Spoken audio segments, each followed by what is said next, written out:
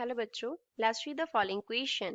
MP denotes mass of proton, Mn that of neutron. A given nucleus or binding energy B contains Z protons and N neutrons. Question में बोला है कि MP mass of proton को denote करता है, MN mass of neutron हो गया हमारे पास, एंड न्यूक्लियस का बाइंडिंग एनर्जी बी दिया है, उसमें number of proton and number of neutron दिए हैं.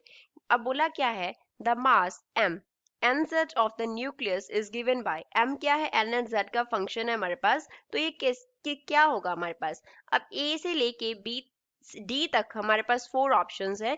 a में m का वैल्यू दिया है n into M N plus z into M P minus b into C square.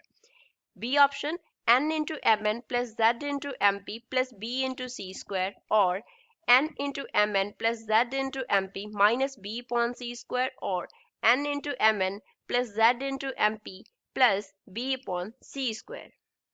First of all, we will talk about the key concept used in the question. इस question में क्या key concept हम use करेंगे.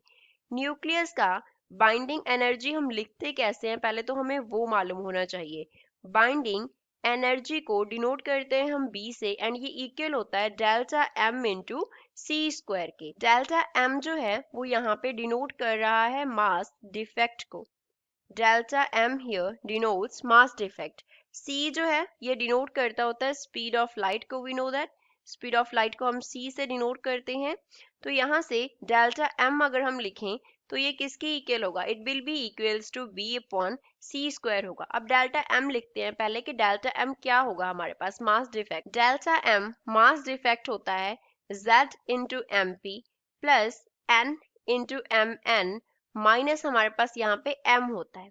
जो Z है वो क्या है, नंबर ऑफ प्रोटॉन्स है, that is the atomic number.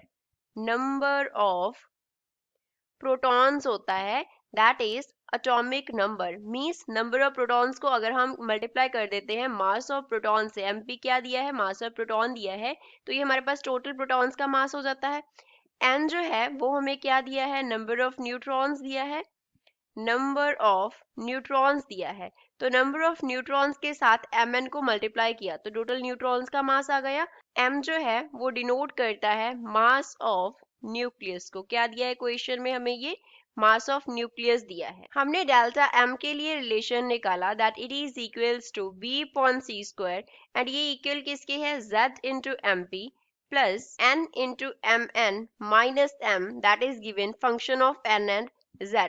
तो हमें निकालना क्या है, mass of nucleus n and z की टर्म्स में एंड बाइंडिंग एनर्जी की टर्म में. तो इसे हम क्या लिख सकते हैं, z into M P plus n into M N minus क्या हो जाएगा, b अपॉन सी स्क्वायर हो जाएगा. तो यही हमारा इस क्वेश्चन के लिए क्या है, फाइनल आंसर. अब देखते हैं गिवन ऑप्शन में से कौन सा ऑप्शन इसके साथ मैच कर रहा है.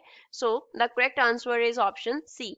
यहाँ पे हमने z एंड mp को आगे लिखा था, इन्होंने n एंड mn को आगे लिखा है, एंड इसमें से mass of n into M N plus z into M P में से माइनस क्या हो रहा है, binding energy upon C square. So C is the correct answer for the given question. I hope you understood well. Thanks.